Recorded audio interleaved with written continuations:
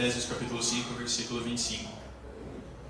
Diz assim a palavra do Senhor: Maridos, amem suas mulheres, assim como Cristo amou a igreja e entregou-se a si mesmo por ela.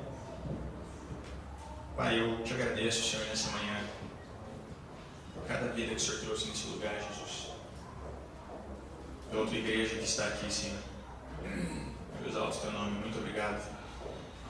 Eu oro, Pai, para que o teu Espírito Santo possa nos conduzir nesse momento, Pai. Possa me conduzir para que as minhas palavras sejam as tuas, Jesus. Venham do seu coração, não sejam palavras formadas pela mente humana, Senhor. Eu oro para que os corações estejam abertos, Senhor, para que nós possamos ouvir a tua palavra, compreender e praticar. Em nome de Jesus. Amém. Amém. Os homens ficaram grilados, né? Só li a parte deles, eles já ficaram preocupados já. É para se preocupar mesmo. Na verdade, hoje eu queria dirigir uma palavra mais voltada para o público masculino, mas eu quero adverti-los para que, especialmente as mulheres, para que isso não se torne um motivo de acusação, mas um motivo de suporte e de avanço. E durante essa mensagem, as mulheres também serão privilegiadas com alguns pontos específicos para suas vidas. Mas é uma coisa que eu venho meditando já há alguns meses e senti no meu coração que hoje seria o dia de compartilhar essa mensagem. Nós vivemos numa sociedade muito complexa, irmãos. Uma sociedade que ano após ano muda, década após década muda, e nos últimos anos tem mudado cada vez mais e de maneira cada vez mais rápida. Mas nos últimos 70 anos nós sofremos as maiores mudanças que estão impactando a nossa vida nos dias de hoje, a forma como nós vivemos. E a forma também como nós nos vemos e como nós vemos o outro ou a outra pessoa. E eu queria rapidamente que nós discorrêssemos sobre esses 70 anos de maneira bem breve, durante os próximos 3 minutos, só para que você possa entender com clareza a mensagem que eu desejo trazer. Bom, durante os eventos da Segunda Guerra, que são famosos no mundo todo, nós sabemos que quase 50 milhões de norte-americanos foram enviados para os campos de batalha. Na sua grande maioria, obviamente, homens, pouquíssimas mulheres. Nesse processo da guerra, isso acabou com o cenário europeu e também com outros países ao redor. Mas o relevante para nós entendermos o que eu quero transmitir para vocês em relação ao que ocorreu na Segunda Guerra é que a maior parte desses homens eles deixaram as suas famílias. Isso gerou uma desestrutura familiar. A partir desse momento, nesse ponto da sociedade, nós começamos a ter aquilo que hoje nós enxergamos como os problemas da família. Começa com um conceito de guerra. A partir do momento que você tem 50 milhões de famílias do país, que no pós-segunda guerra vai exportar cultura para o mundo inteiro, e nós aqui todos somos consumidores do mercado americano, nós temos uma realidade transformada no conceito de família. Porque nós temos mulheres que antes estavam habituadas a cuidar dos seus filhos e das suas casas, que agora precisam não só cuidar dos seus filhos e das suas casas, mas precisam trabalhar para trazer o sustento. E depois desse processo, a geração que nasceu de 1946 até 1964 é aquilo que nós chamamos da geração dos baby boomers. Provavelmente tem algumas pessoas aqui, que é justamente essa geração que nasce nesse período pós-guerra, onde muitas dessas famílias estão desestruturadas. Não só porque muitos homens morreram na guerra, mas porque muitos homens, quando retornaram da guerra, encontraram mulheres e famílias diferentes do que eles deixaram. Aquela já não era mais uma mulher que estava apenas preocupada com o cuidado dos seus filhos, ela era uma mulher do mercado de trabalho, e isso mudou completamente a sociedade. É isso que na década de 60 e 70 vai desencadear o movimento feminista, onde as mulheres vão exigir salários iguais aos homens, porque elas dizem que se elas trabalham e produzem o mesmo, elas devem ganhar o mesmo salário. Ainda na década de 60 surge a pílula anticoncepcional, e a partir desse momento, esse produto que foi criado para evitar o aumento demográfico nas classes mais pobres, passou a ser utilizado pelas mulheres de classes médias e ricas dos Estados Unidos e da Europa. Isso trouxe para a mulher aquilo que ela não tinha antes, uma liberdade sexual. Porque o homem, ele podia sair com várias mulheres e simplesmente ir embora. Mas se a mulher engravidasse, o problema ficava com ela. Então nós temos uma transformação social massiva. E aí nós temos a Guerra do Vietnã acontecendo ao mesmo tempo nos Estados Unidos, que vai de 55 até 75. E nesse período nós temos o início do movimento hippie, que é um movimento onde esses jovens, que são da geração dos baby boomers, nascidos no pós-segunda guerra, eles já não querem mais responsabilidades, eles já não querem mais, porque eles estão vivendo um novo estilo de vida para criticar a sociedade que vai para a guerra, a sociedade que mata e a sociedade que morre, e que faz isso por dinheiro. E essa mudança na sociedade gerou aquilo que nós consideramos hoje os maiores problemas sociais dentro do casamento. Em 1977, o divórcio foi aprovado no Brasil como lei. Antes disso, não se podia divorciar no Brasil. As pessoas até se separavam, mas legalmente elas continuavam casadas. Então, por mais que fosse difícil, muitos casais, por não ser uma lei, eles acabavam se esforçando pelos seus casamentos. Mas a partir do momento que nós, como sociedade, dizemos assim, está tudo bem você se divorciar, está dentro da lei agora, você começa a criar um novo padrão moral na sociedade. E com o passar dos anos, as pessoas começam a se acostumar com a ideia de divórcio. Hoje, 2019, 1 em cada 3 casamentos acaba em divórcio. E nós temos dados assustadores, não só sobre o divórcio, mas sobre o número de pais que crescem sem filhos. E daqui a 20 ou 30 anos nós vamos estar discutindo os problemas que nós geramos em famílias desestruturadas por não terem a figura do pai ou por não terem a figura da mãe. Mas eu tenho uma notícia triste para te dar. Infelizmente, a maior parte dessas famílias elas estão desestruturadas por culpa do pai. Eu não quero aqui colocar sobre os homens que estão aqui nessa manhã um peso de culpa, mas eu quero colocar sobre você um peso de consciência e de responsabilidade, para que você saiba que nós precisamos mudar a nossa conduta como homens. E às vezes nós como sociedade nos encontramos com problemas como o feminismo atual, e nós criticamos o feminismo, e nós não suportamos o feminismo. Deixa eu falar uma coisa para você, se nós não conseguimos lidar com um movimento social como o feminismo, nós jamais vamos conseguir administrar as nossas casas. Nós precisamos ter uma mudança de mentalidade do que é ser homem. Porque nós estamos tão frágeis do que é ser homem, que dentro do contexto brasileiro, nós sempre julgamos que a mãe é a figura mais amorosa. E esse conceito ele não foi criado porque a mãe carrega a criança por 9 meses, mas é porque o pai abandonou os seus filhos. E com o passar dos anos, nós crescemos com o consentimento de que o pai é um cara frio que traz o sustento para casa, e a mãe é a pessoa amorosa, e que eu como filho tenho que ficar. E geração após geração, nós criamos homens fracos. Externamente fortes, mas internamente fracos. Porque externamente, inclusive enquanto vocês estavam aqui cultuando Deus, correu uma briga aqui no clube. E não foi entre crianças que estavam jogando bola, mas foi entre os adultos, os pais das crianças. Eles literalmente saíram na mão ali fora e entrou 2 viaturas aqui da polícia para evitar o conflito. Então, se em pleno século XXI, no ano de 2019, nós temos homens que brigam por causa do jogo dos seus filhos de futebol, é porque nós temos homens muito fracos e muito fragilizados. Isso não é uma fragilidade externa, é uma fragilidade interna. Isso tem a ver com princípios e valores que não foram concedidos lá atrás. Muitos desses homens eles não são culpados. Eles cresceram numa estrutura falha. Eles cresceram numa estrutura onde o pai educou ele através da violência e não através do diálogo. E por conta disso nós criamos homens fortes externamente, que não choram, que brigam, que saem na mão, que discutem, que lutam por seus direitos, mas internamente são pessoas cheias de problemas emocionais e que não conseguem administrar situações sozinhos. Não conseguem nem sequer administrar a sua própria casa. E dentro desse conceito, eu queria que nós refletíssemos um pouco sobre, biblicamente, o que é ser homem. E o que o Senhor, o nosso Deus, espera de nós enquanto homens e enquanto mulheres dentro de um casamento e mesmo como solteiros. Eu queria que a nossa primeira reflexão fosse lá em Gênesis. Não podia ser diferente? Capítulo 3.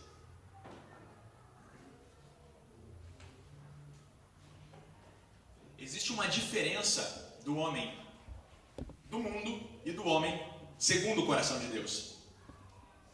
Em Gênesis capítulo 3, versículo 12, diz assim: Disse o homem, foi a mulher que me deste por companheira, que me deu do fruto da árvore, e eu comi. Um dos maiores problemas que nós vemos no conceito do homem nos dias atuais é que os homens eles não assumem responsabilidades, eles tampam os problemas. A maior parte dos homens tem dificuldade de enfrentar situações de resolução. Nós vemos homens que são grandes profissionais nas suas carreiras, conseguem se portar com muita presteza no meio profissional, são muito talentosos como diretores de grandes empresas e multinacionais, mas que não conseguem gerir dentro das suas casas a sua esposa e os seus filhos. E um dos principais problemas do homem atual é que o homem não assume responsabilidades. Se você quer se sentir um pouco melhor com isso, isso foi introduzido pelo primeiro homem, Adão. O grande erro de Adão, após comer o fruto que Deus não permitia que ele comesse, foi que ele não quis assumir a responsabilidade sobre o erro que ele tinha cometido. Existem algumas coisas que foi o inimigo que criou no mundo. Por exemplo, a mentira foi ele que criou. A serpente enganou a mulher, ela mentiu para a mulher. Olha, Deus falou para vocês que se vocês comerem do fruto vocês vão morrer. Mentira! Na verdade, vocês vão se tornar semelhante a ele. Então quem introduziu a mentira no mundo foi a serpente, mas quem introduziu a acusação no mundo foi o homem. Porque a primeira pessoa que cometeu a acusação foi ele, foi Adão. Diante de uma situação de responsabilidade, quando Deus chega para Adão e diz o que está acontecendo, ele diz: foi a mulher que você me deu. Em uma única frase, ele consegue tirar toda a responsabilidade dele e colocar sobre a mulher e sobre o próprio Deus. E aí o que acontece na sequência? Por não assumir as suas responsabilidades, ele replica para sua família o mesmo exemplo. O que Eva faz? Não, mas não fui eu, foi a serpente. Se nós como homens não conseguimos demonstrar um exemplo de como é Cristo dentro das nossas casas, a nossa mulher e os nossos filhos vão reproduzir o mesmo comportamento. Nós precisamos nos posicionar dentro das Escrituras e entendemos que nós precisamos ter uma postura diferente. Não adianta você ter um sucesso na sua carreira profissional e ser o cara no meio dos seus amigos se você não consegue ter o mesmo nível de vislumbre para sua mulher. É necessário que as nossas esposas olhem para nós e consigam enxergar em nós um exemplo de um homem a ser seguido. Quando nós olhamos para Cristo e vemos um homem cheio de sabedoria, de graça, de humildade, de posicionamento, de decisão, de objetividade, de quem sabe para que veio e para onde está indo. Quando a sua esposa olha para você, ela enxerga o mesmo padrão? Porque se ela não enxerga, nós precisamos voltar para as Escrituras e repensar a forma como nós estamos lidando com o nosso casamento. Ah, Marcos, mas por que você está colocando toda a responsabilidade sobre o peso dos homens? Eu não estou colocando toda a responsabilidade sobre o peso dos homens, mas agora eu estou falando sobre a sua responsabilidade. A nossa mania sempre é, quando eu começo a falar sobre a sua responsabilidade, você começa a falar, mas você não vai falar da dele? Não, eu vou falar da dele, mas agora nós estamos falando da sua. E agora nós vamos prestar atenção na sua. Na minha e na sua. Isso. Isso. Na minha e na sua, na nossa. Para você não julgar errado. 1 Timóteo capítulo 5, versículo 8 diz assim: se alguém não cuida de seus parentes, e especialmente dos da sua própria família, negou a fé, e é pior do que o incrédulo. Quando eu estava lá em Portugal, aconteceu algo muito curioso comigo, e esse ponto vai para as mulheres. Eu contei para vocês que eu passei por situações muito difíceis, de solidão e lá, eu não vou repetir essas questões aqui, mas eu estava passando por um momento realmente muito difícil. E quando a Isabela chegou em Portugal, assim, foi quase como se eu vislumbrasse um anjo descendo com os coelhos do céu, assim, sabe? Aquelas roupas brancas, aquela luz forte, graças a Deus, sabe? Seco no deserto, já triste, morto o menino.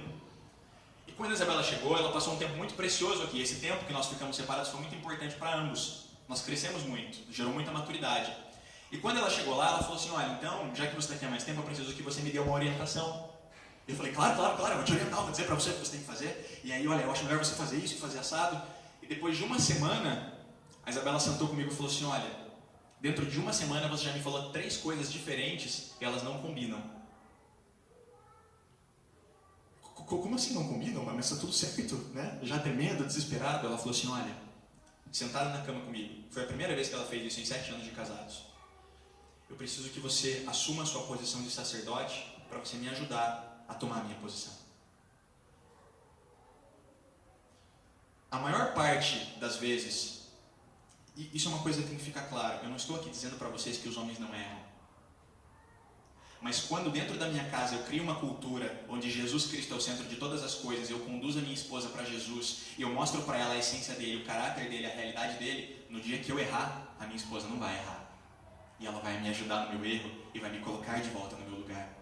A nossa dificuldade como igreja são 2. Às vezes eu quero tomar todas as responsabilidades como homem para mim, eu quero fazer tudo sozinho.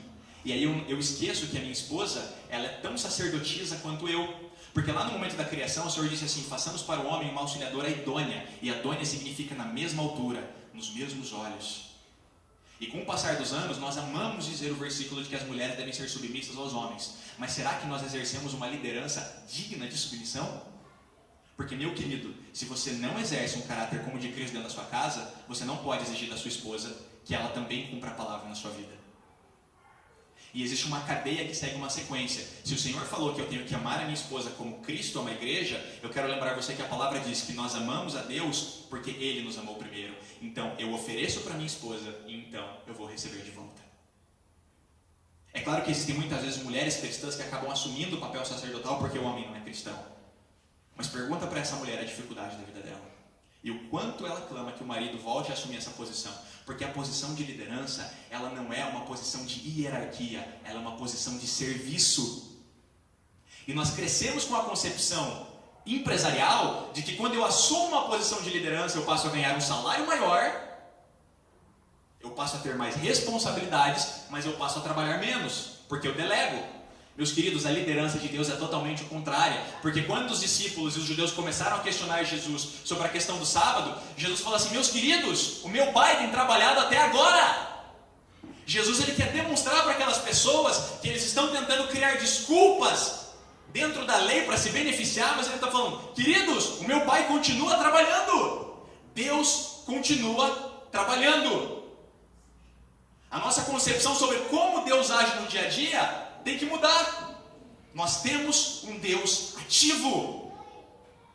Nesse exato momento, a palavra diz que Jesus está sentado à direita de Deus e é o nosso advogado. Sem folga, sem feriado. O sistema do céu é pior do que o capitalista para a Trindade. Eles não têm folga, porque você peca no feriado também, não peca? Você pega no domingo de Páscoa também, não peca? A gente fala: oh, glória a Deus, hoje eu vou lá porque vai ter a ceia, eu vou participar com eles. Puxa, mas eu vou ter que defendê-los diante do Pai, porque mais uma vez eles pecaram. A concepção que eu quero transmitir para vocês é de que se o homem tem que assumir uma posição sacerdotal e de liderança, isso não é hierárquico. Você não está acima da sua mulher, mas você assume uma posição de serviço. Porque a mulher deseja olhar para você e ter a confiança de que você sabe o que você está fazendo, mesmo que você não saiba. Tem uma frase que diz assim: dê toda a esperança para a sua mulher, não guarde nenhuma para si mesmo. Depois você vai aos pés da cruz e busca mais. Quantas vezes a Bela olhou para mim e falou assim: o que nós vamos fazer? Fica tranquila, eu vou resolver essa situação. Por dentro eu estava: meu Deus, eu não sei o que fazer. Me ajuda, Senhor, eu estou desesperado. Mas para minha esposa eu precisei mostrar um porto seguro para que ela visse que havia solução. Porque quando eu olho para Cristo, Ele mostra para mim o mesmo padrão. Então eu olho para Ele, Ele me transmite confiança, Ele me transmite fé, Ele me transmite a confiabilidade e a certeza que Ele vai resolver as situações. Eu tenho que amar a minha esposa como Cristo ama a igreja. Eu transmito o mesmo para ela. O mesmo padrão. E eu sei que é um desafio, porque Jesus tem um padrão muito elevado. Mas é possível que nós nos aproximemos dele.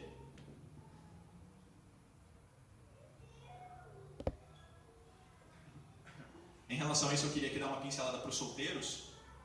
Tudo isso que eu estou falando é para os solteiros também. Quantos solteiros aqui querem casar? Levanta a mão. Por que você levantou a mão tão baixa, mãe? Mas eu quero saber, eu não sei. Irmãos, um dos maiores problemas nosso, em geral, casados ou solteiros, isso tem a ver com a nossa vida cristã, é que nós esperamos muito a bênção do Senhor nas nossas vidas, ao invés de dedicarmos tempo nos preparando para receber. Nós precisamos preparar um ambiente nas nossas vidas para receber aquilo que Deus deseja nos conceder. Ah, eu quero ter um filho. Você já por acaso fez alguma leitura? Você já parou para refletir quantas horas você vai passar a dedicar do seu sono, do seu dia para essa criança? Porque deixa eu dizer uma coisa para você: ter filho não é esse mar de rosas. Todo mundo que tem filho diz: vale a pena.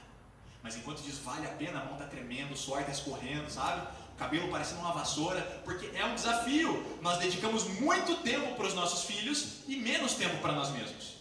E nós vivemos desejando coisas, mas sem nos prepararmos para obtermos isso. Então, se você deseja estar numa vida conjugal, prepare-se para tal. Mulheres, preparem-se para tal. Porque um casamento é cheio de desafios, especialmente o primeiro ano. Porque você vai entrar num processo de... especialmente se você casar mais velho. Quem tem mais de 25 anos que é casado? Levanta a mão. Tem que esperar alguém responder a pergunta completa, Carol. Eu casei com 20 anos de idade. Hoje eu tenho 27, apesar de que quando eu tinha 20 anos eu estava dando aula para as crianças. E aí eu perguntei para as crianças assim: quantos anos você acha que eu tenho? 40. E você? 31. 45. Eu falei, não, mas essas crianças são muito novas, eu vou perguntar pro Pedro, que já tem 10, 11 anos, né? O Pedro já deve... Pedro, quantos anos você acha que eu tenho? Uns 38. Eu falei, Pedro, você tá maluco, rapaz? Então, apesar das pessoas terem uma concepção de que eu sou velho e minha esposa é jovem, ela é mais velha do que eu. Eu falei pra ela, eu só vou pregar essa mensagem para anunciar para as pessoas que você é 6 meses mais velha do que eu. As pessoas precisam saber disso. Chega de sofrer na sociedade, chega! Nós precisamos preparar um ambiente para recebermos aquilo que nós queremos. Não seja uma criança que fica embaixo da árvore de Natal, esperando o presente cair. Seja uma pessoa que busca aos pés da cruz. Senhor, eu tenho o padrão de uma esposa que o Senhor quer que eu seja? Deus, eu tenho o padrão de um esposo que o Senhor quer que eu seja? Irmãos, uma das minhas principais orações até o dia de hoje é: Senhor, me ajuda a ser para Isabela o marido que o Senhor deseja que eu seja. E ajuda ela a ser para mim a esposa que o Senhor deseja que ela seja. Eu estou casado há 7 anos e eu prevaleço fazendo a mesma oração. Porque eu sei que nós ainda não alcançamos o patamar que Deus quer que nós alcancemos. Mas eu prevaleço buscando. Se eu que já sou casado, meu casamento é uma bênção, continuo buscando isso, você que é solteiro, capricha. Segundo ponto, nós precisamos entender, homens e mulheres, mas especialmente os homens, o impacto das nossas decisões.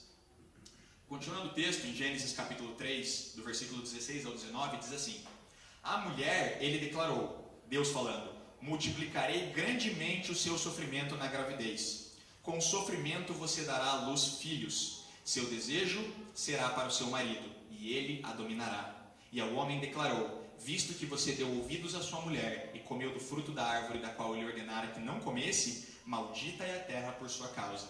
Com sofrimento você se alimentará dela todos os dias da sua vida. Ela lhe dará espinhos e ervas daninhas, e você terá que alimentar-se das plantas do campo. Com o suor do seu rosto você comerá o seu pão, até que volte à terra, visto que dela foi tirado, porque você é pó, e ao pó voltará. Presta atenção. A consequência do pecado da Eva foi o seguinte: Eva, a partir de agora você vai ter dores de parto. Então, mulheres aí que tiveram parto normal ou optam pela cesárea por conta da dor, já sabem quem vocês precisam apedrejar quando chegar no céu. Está aí o ponto. Vocês têm uma consequência individual. Agora, a consequência de Adão, ela tem um peso diferente. Porque quando Deus chega para Adão, ele fala assim: olha, visto que você deu ouvidos à sua mulher, você não se posicionou dentro daquilo que estava combinado, a partir de agora, maldita é a terra por sua causa. Sabe o que aconteceu? O pecado de Eva gerou para Eva uma consequência pessoal. O pecado de Adão gerou uma consequência para todas as pessoas. Porque a partir daquele momento, nós teríamos que trabalhar para poder obter o alimento. E não só isso, porque agora a Eva que tinha que cuidar da casa e dos filhos, se Adão não trabalhasse, ela também não comia. Então a consequência do pecado de Adão não só atingia ele, mas atingia toda a sua estrutura familiar.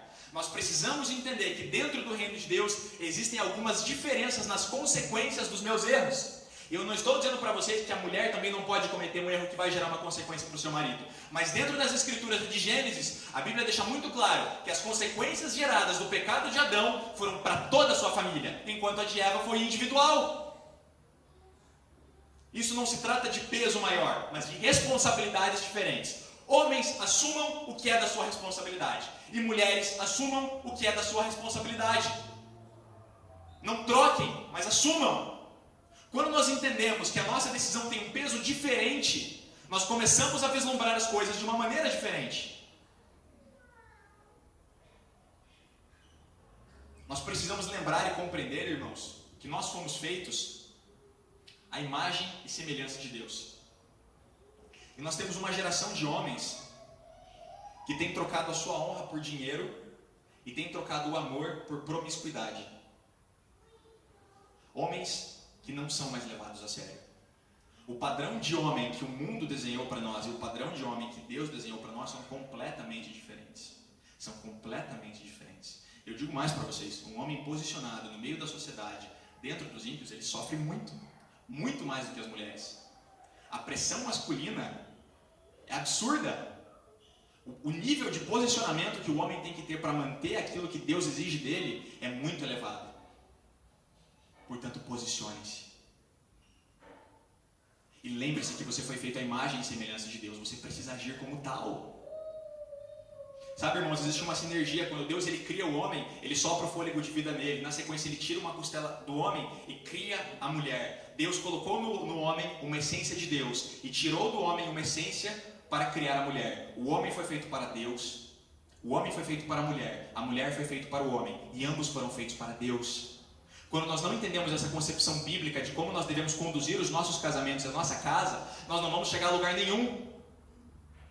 Porque tem homens que ainda pensam que foram feitos para a sociedade. Meu caro, você não foi feito para o seu trabalho, você não foi feito para uma carreira. Isso é o complemento da sua vida para você trazer o sustento para a sua casa. Nós tornamos aquilo que era para ser o sustento o foco das nossas vidas. Nós tornamos aquilo que era para ser os nossos amigos o foco das nossas vidas. E os valores estão invertidos.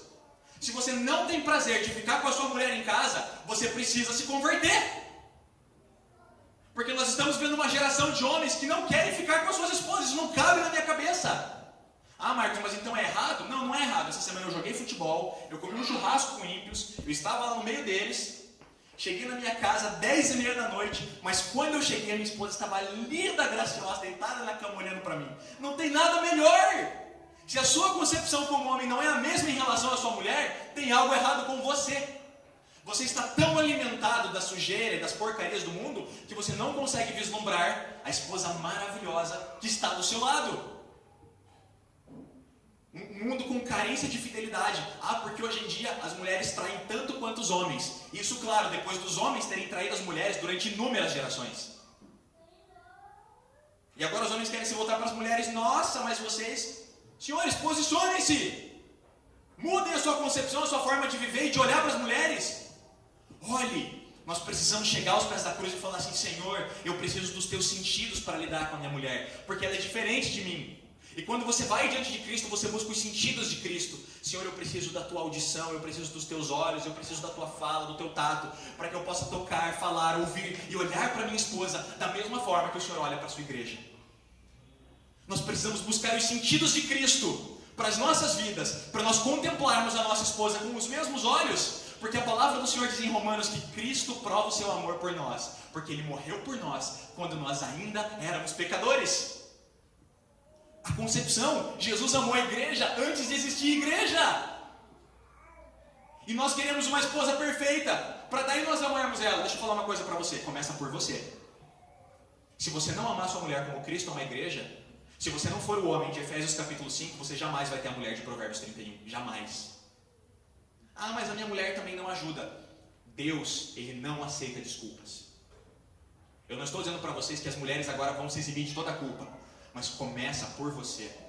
Se a sua casa está bagunçada, começa por você. Assuma o seu posicionamento sacerdotal. Conduza a sua esposa até Deus. Mostre para ela o caráter de Cristo. Porque no dia da sua crise, a sua mulher estará com a identidade tão formada que você não terá problemas, ela vai te ajudar a te levantar. Porque aí você se torna uma só carne, literalmente, aos olhos. E isso é maravilhoso na minha vida, porque eu não sou perfeito, eu cometo muitos erros, mas é impressionante. Quando eu erro, a minha esposa não erra. Quando eu erro, ela acerta. E vice-versa, isso nos ajuda. Porque eu consegui transmitir para ela a concepção de Cristo. A minha esposa, ela já não precisa mais olhar para mim, ela consegue olhar diretamente para Cristo. Porque eu já conduzi ela. E ainda continuo com esse trabalho. Nós temos hoje um problema geracional nos homens em duas circunstâncias, em relação à sua identidade e o seu posicionamento nas decisões.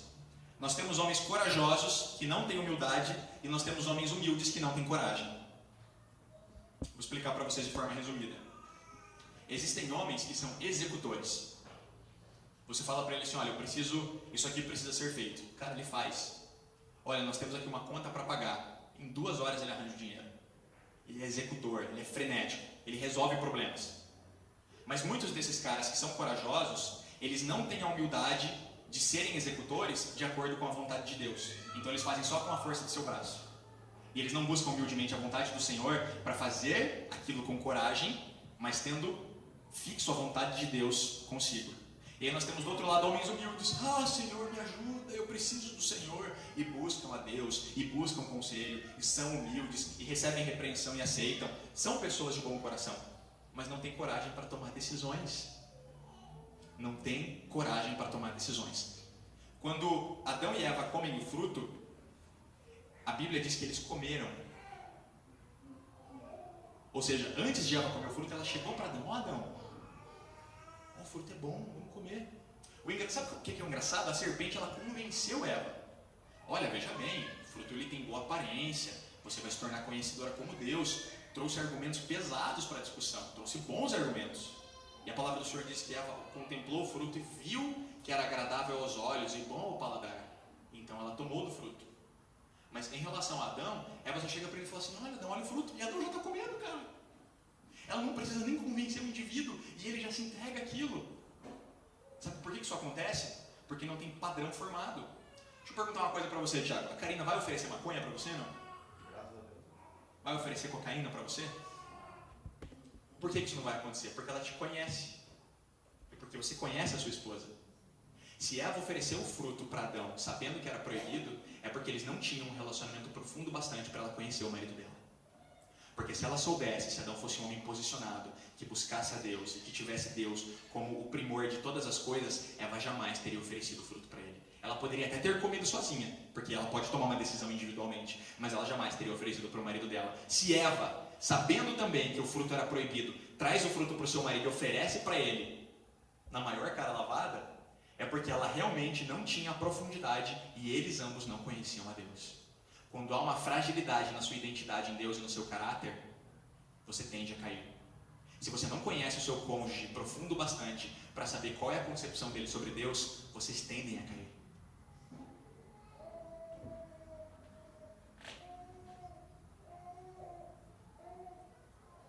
Dentro desse sentido, então, eu quero encorajá-los para que os senhores sejam corajosos, mas sejam humildes. Por favor, não sejam executores sem a vontade de Deus. Mas não sejam grandes humildes que não fazem nada. Você precisa das duas qualidades. Rapidamente eu queria mencionar a história, eu já estou finalizando, eu sei que nós já chegamos no horário. Muitas vezes nós julgamos, especialmente os homens, eles gostam de dar desculpas de acordo com as circunstâncias. As circunstâncias não são desculpas, porque se o seu caráter dentro de você está formado, as circunstâncias podem ser quaisquer, nada vai mudar. José, ele estava dentro da casa de Potifar, servindo Potifar, e a mulher de Potifar deu em cima de José, dentro da casa. E José fez o quê? Correu. E não caiu no pecado. Davi estava dentro do seu palácio. A mulher de Urias estava na casa dela, em outra localidade. Ainda assim, ele pecou.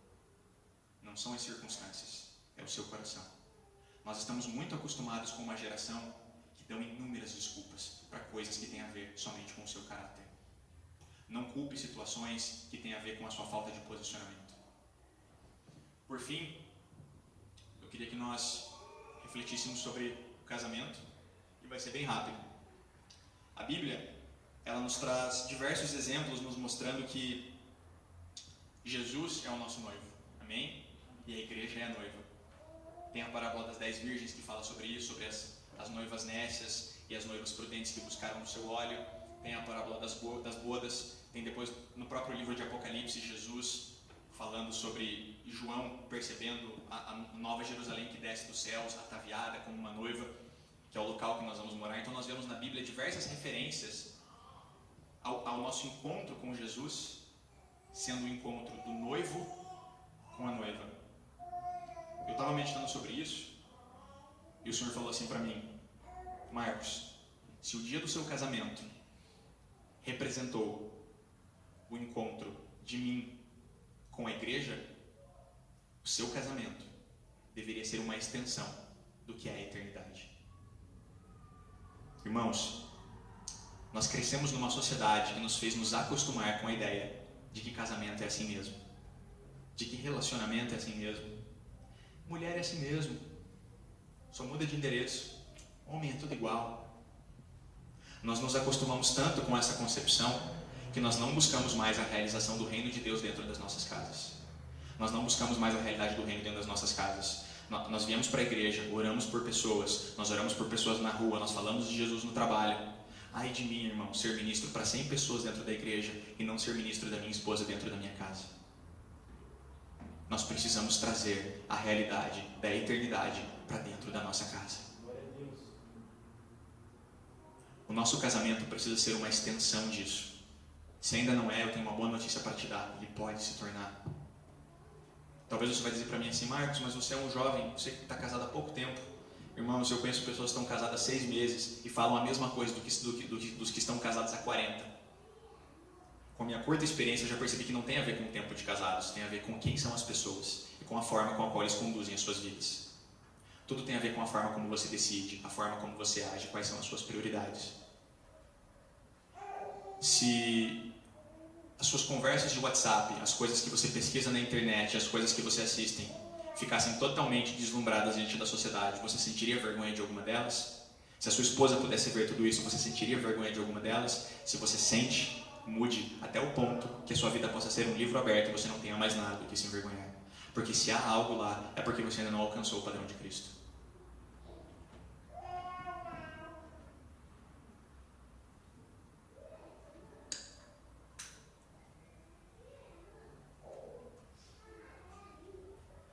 Por fim, meus caros, eu quero que essa frase simbolize para as mulheres o mesmo que simboliza para os homens.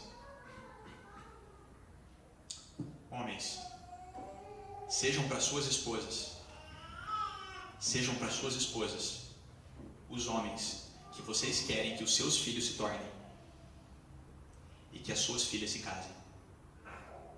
Fique de pé, por favor. Vamos orar ao Senhor.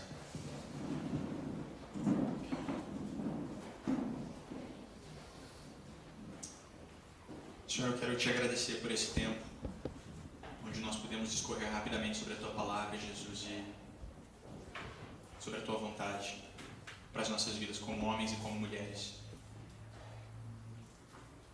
Nós sabemos, Jesus, que nós somos imperfeitos, Pai. Eu sou muito imperfeito. Essa mensagem que eu falei, Senhor, ela tem falado comigo nos últimos meses e continua falando no dia de hoje. Eu sei que eu preciso mudar e melhorar em muitas coisas. Mas eu quero, como igreja, Pai, que nós possamos buscar a Tua face, Jesus. Que nós possamos buscar o Teu nome, Senhor. Como os homens buscam a prata e o ouro, que nós possamos buscar a Tua face. Que nós possamos buscar saber quem Você é. Tem muitas falhas em nós ainda, Senhor, mas eu acredito que o Senhor pode nos transformar. Eu quero rememorar aquilo que o Art pregou no ano passado, quando ele disse que nós nos tornamos aquilo que nós contemplamos. Então seja na sua casa aquilo que você quer que o seu cônjuge se torne. Seja na sua casa o que você quer que o seu cônjuge se torne. E se você é solteiro, seja como solteiro aquilo que você espera da pessoa que você vai casar.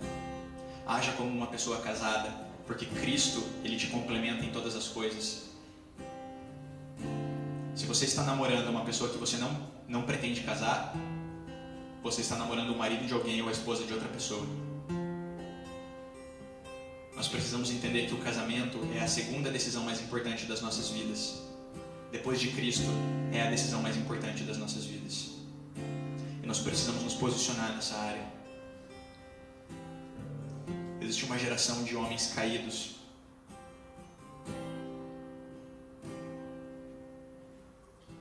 De homens imaturos. Irmãos, existe uma pesquisa que diz que os homens amadurecem em média no Brasil com 45 anos de idade. Por favor, não seja esse homem. Eu queria convidar, não se sinta constrangido, eu queria convidar os casais para nós orarmos aqui na frente. Não porque você se identificou com algum desses problemas, mas porque eu creio que é um momento para nós orarmos pelos casais.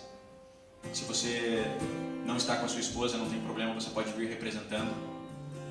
Gostaria de chamá-los para vir aqui na frente, por favor, para nós orarmos por vocês rapidamente nesse final de culto. Se você é solteiro e pensa em casar, também pode vir aqui no cantinho, nós vamos orar por você.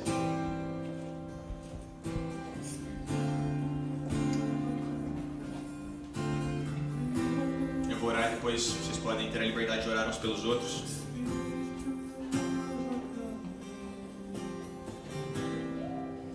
Um aviso rapidamente, alguns já vão embora. Domingo que vem nós temos a ceia, então nós temos café da manhã às 9 horas. Então sempre a gente traz um alimento, o que você puder. Então no domingo normalmente o que você vai tomar café na sua casa, você traz aqui, nós tomamos café juntos, tem sido bênção. Então a ceia é 9 horas junto com o café. Então avisa as pessoas e vem tomar junto o café conosco, tá bom? Mais uma coisa, só declarando para nós homens, vamos assumir nossas responsabilidades, amém? não olhar para os outros. Isso é questão de homem e mulher. É tempo de não olhar para os outros, é tempo de olhar para si próprio.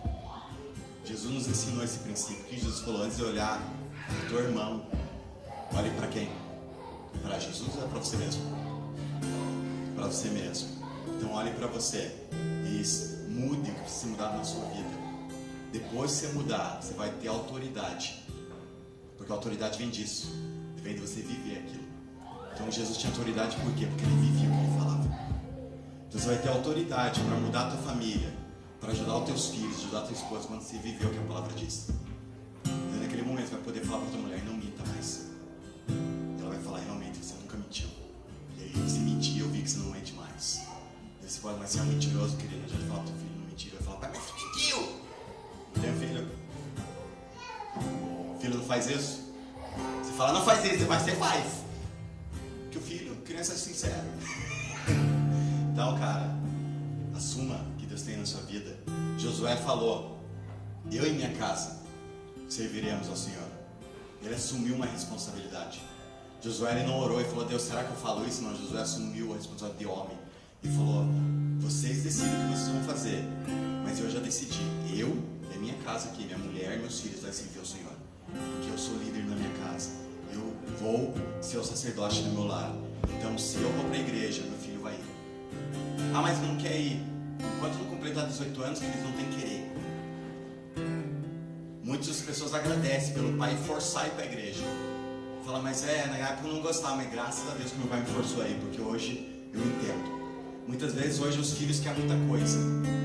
Eu sei que o Marcos pregou, desculpa Marcos, eu sei que o Marcos pregou sobre relacionamento pai e filho, quer dizer, de esposo e esposa, mas queridos, pega teu filho de jeito, para ele se tornar o homem que a sociedade precisa e uma esposa precisa pegar e falar para ele tem que aprender a que existe um não. Ele tem que aprender que existem limites. Ele tem que aprender que frustrações virão. Mas ele vai se levantar de novo, como qualquer homem. Ele vai falar: eu fui frustrado, mas estou me levantando novamente, porque eu sou homem e sei o meu papel. Tá bom? Então vai lá, Marcão. Obrigado, Jesus. Eu oro para que o Senhor nos ajude a tomarmos as nossas posições dentro das nossas casas, Senhor. Sem julgamentos, Pai, sem olhares, sem apontar os dedos, Senhor. Nos ajude a buscar, Deus, na Tua Palavra, a essência do que nós precisamos ser, Deus. Nos ajude, Senhor, a buscar na Tua essência, Senhor. Não no mundo, não em outras pessoas, não em falsos exemplos, mas no Senhor, Pai. Qual é o Seu padrão para as nossas vidas? Nós queremos o Teu padrão, Jesus, nas nossas casas, nas nossas famílias, como homens, como mulheres, nos nossos filhos. Nós queremos ter um posicionamento que esteja de acordo com o céu e com a eternidade, Senhor. O padrão do céu é diferente. Nos ajude a viver dentro das nossas casas a mesma comunhão que existe entre o Pai, o Filho e o Espírito Santo. A mesma comunhão perfeita que existe entre os três. A mesma comunhão perfeita que existe entre eles. Nós proclamamos nessa manhã que virá esse padrão para as nossas casas. Que os homens possam assumir as suas responsabilidades, os seus papéis, as suas decisões. Que eles possam transmitir segurança para suas esposas. Que as suas esposas possam olhar para os seus maridos e olharem para eles e verem Cristo, Senhor. E quando elas verem Cristo, elas possam também ser transformadas. Que as mulheres possam assumir uma posição correta no Senhor. Pai, que as rodas de oração nas igrejas não sejam mais rodas de senhoras, mas sejam rodas de oração para homens e mulheres. Nós rejeitamos o conceito de que oração é para mulheres e pregação é para homens. Todos têm que orar, todos têm que pregar, todos têm que buscar Deus. Todos têm um talento. Nós somos idôneos. Nós acreditamos nos dons que são distribuídos para homens e mulheres, Pai. Nós não vamos criar homens que vão deixar suas mulheres para trás, ou mulheres que vão deixar seus homens para trás, ou ambos que vão se esquecer dos seus filhos, mas uma família em plena comunhão, que cada um entenda o seu papel no corpo de Cristo e busque aos pés da cruz, que esse padrão venha e seja estabelecido no homem, na mulher e nos filhos. E se você é solteiro, busque esse padrão para a sua vida, porque o Senhor não vai te conceder algo que você não está preparado para receber. Nós te agradecemos, Pai, pelas nossas famílias. E nós oramos para que o Senhor nos ajude a olhar para as nossas famílias como se fosse a única coisa de valor que nós temos na terra. Porque na verdade é. Porque na verdade é isso. E nós queremos cuidar, Pai, das nossas famílias para que esse padrão que nós exercemos aqui ecoe pela eternidade, Deus. Em nome de Jesus. Em nome de Jesus. Que o Senhor acompanhe a todos e abençoe o seu dia e as suas famílias. Amém.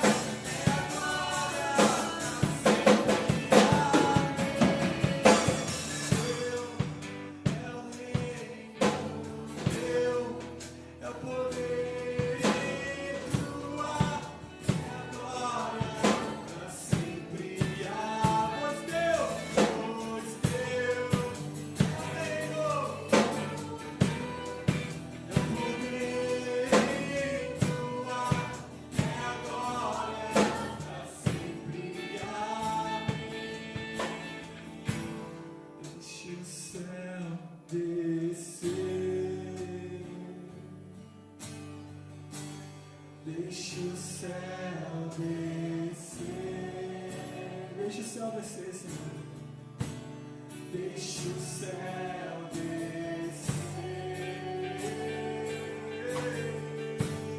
Deixa o céu descer. Deixa o céu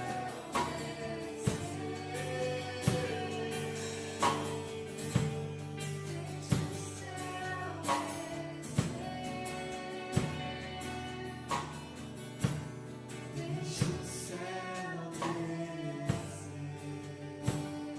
Sim, Deus. Deixa o céu descer. Nós clamamos, Senhor.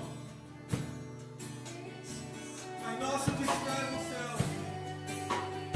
santificado seja o teu nome. Venha o teu reino sobre nós. Seja feita a tua vontade, assim na terra como no céu. O pão nosso de cada dia nos dá hoje.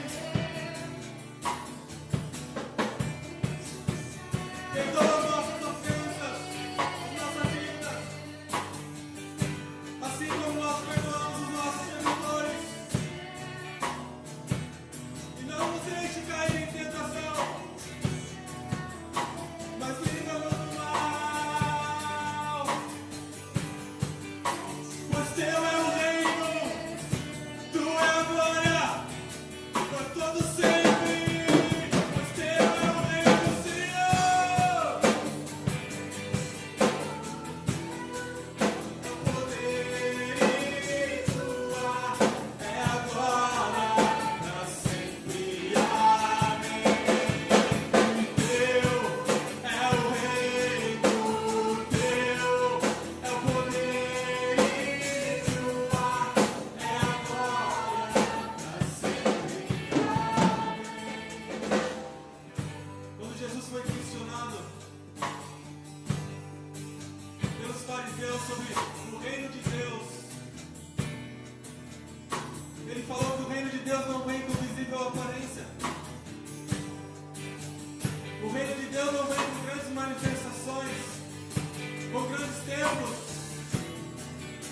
porque o reino de Deus está dentro de nós.